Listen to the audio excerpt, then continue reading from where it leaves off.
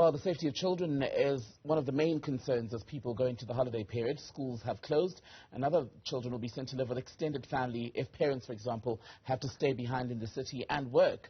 Social media has been flooded with pictures of missing children who are often found dead just days later. In an area like Bloemfontein in the Free State, an emerging trend appears to be the abduction of teenage women, or young women in particular. Let's speak to the Teddy Bear Clinic's director, Dr. Shaheda Omar. Dr. Omar, very good evening to you. I understand you're joining us from Vietnam, where it's early morning there. What can we do to, I don't know, beef up, shore up, better the safety of our children during this holiday period, given how busy it is? And I think we need to, labor on the word busy. Often at this time of the year, parents, families, significant others, adults are exhausted emotionally, physically, and need to wind down. And as a result of that, we find that their guard is let down, defenses are minimized, and this is when children are most vulnerable and at high risk. Now, we need to look at specific settings as well, because what we find is your preferential abusers, the pedophiles, lurk in these areas, waiting for that opportunistic moment. So going into public spaces like picnic resorts, going to the seaside, going to the mall, going to restaurants, or going to game parks, theme parks, these are places where children are actually at high risk of being violated, of being abused. And you talk about missing children, children being abducted, kidnapped. Yes, this is the reality. And even going to a shopping mall, just going out for a quick shopping spree, the one thing we always alert parents and adults is to try and avoid taking children to these busy places, because often at the 1 second that you lose glance or glimpse of your child, that's when that opportunistic predator is going to violate and take children away. And it's not something that's far-fetched. It's a reality. We've had several cases in the northern suburbs where children have been kidnapped and found, fortunately. So I think just to identify these risky places or settings, but also to be aware of family and friends gatherings, celebrations at this time of the year. It's a time of getting together, bonding, rekindling relationships. Parents need to actually sit their children down. The key word here is communication, ensuring that children understand safe and unsafe touches, acceptable and unacceptable behaviors, because it's the likes of you and me who abuse children. It's not somebody that's stranger danger out there. That is something that happens. But we know that in 80 to 90% of the cases is somebody that has access, easy access and availability, and is known to the child. So we need to be aware of that. So parents need to also develop some kind of coded language, some kind of signal that the child can gesticulate or show that he or she is feeling threatened or intimidated and can come to the rescue of the child. But parents also need to know who their children are with, where they are, not only offline, but also online. I think we're seeing a lot of online exploitation of children, and we see child trafficking, which is another reality we need to wake up to, that children are often trafficked because of the information identifying particulars that they give online. And this is what we caution parents to, that they need to be aware of who their children are communicating with online, but also something that as a protective and preventative measure, parents, please keep photos of your children, recent photos. If a child goes missing, do not wait for a few hours. Report it immediately. And if any SAPS official says no, they have to wait 12 or 24 hours, that is absolutely ludicrous. It's not acceptable.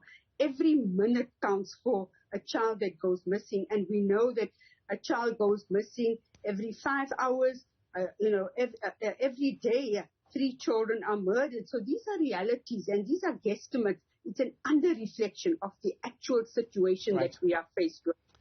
You mentioned, I think we just need to be aware. Right, and you mentioned safety, for example, at areas such as malls, other public places where people may gather, and very importantly, as the stats around violence in this country show us, most people who are violated, be it women or children, are in fact harmed by people they know. Now, apart from the malls, many people will be gathering with extended family. And in that context, you hear reports of a lot of an uncle, an aunt who comes from elsewhere, who's staying in the home, but is abusing children. And you were talking to us, for example, about parents getting into a routine with their children where maybe their safety language developed, but some of these children will be left by their parents who may have to go to work with a relative or a cousin, etc. In those situations, how do we manage them? Again, it's always about ensuring that you screen, regardless of who it is. That person needs to be vetted. There's police clearance. They need to be checked on the sex offender register, the child protection register, Part B, whether that person is suitable to work with children, fit or unfit to work with children. And this is, this might sound, that it's too ridiculous. It isn't, because the safety of a child is more important, and we cannot just leave children with people we think we know. We really don't know people. So therefore, it needs to be somebody that you've actually screened and is really foolproof, trustworthy, and will ensure the safety and protection of the child. Mm-hmm. But I also want to bring something else, I think, which is very important. Another structural driver of violence. This is a time of celebration, festivities, the season of festivities, and enjoyment and pleasure. And often indulging in alcohol is a form of also releasing some of the stresses, and people partaking in that activity without realizing that their children could be at major risk because of the disinhibited state. Children are left unsupervised. Children are often not overseen or monitored adequately. And in cases like that, children are often victimized emotionally, sexually, and that's something that needs to be factored into the actual part or ensure that children are safe, or that they are left in the care of somebody that they will be protected. Right. I'd like us to talk about boundaries, because as a child, many of us recall an incident where around this time of year, where there is a gathering, for example, a parent, your father, your mother, your guardian meets or sees an old friend, old relative, and you're basically forced to give them a hug, give them a kiss, etc.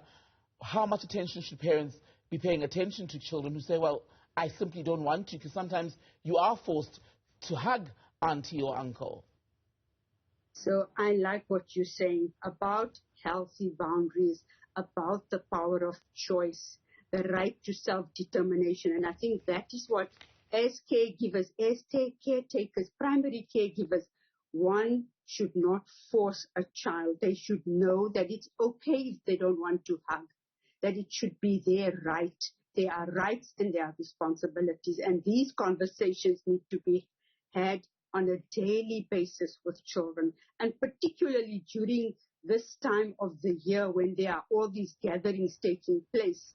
One needs to be, the index of suspicion needs to be high, and always be on high alert to ensure that children understand, not only just giving messages and then assuming that they've understood, but actually checking out that the message that has been conveyed, has it been understood by the child? So playing that what if game, what if Uncle Joe came? What if Auntie Jane did this to you? What can we do? And how are you going to, as you mentioned, the safety language, how will you reach out or seek support or help if anybody makes you feel yucky, if it's a little child, or uncomfortable? I think these are the conversations that need to be had regularly, and particularly during this period, or whenever parents or families are going on holiday, are going to engage or find themselves in settings where they're going to be with a lot of other people, socializing, interacting. Dr. Shaheda Omar, good to speak to you. Dr. Omar is with the Teddy Bear Clinic, speaking to us tonight about child safety.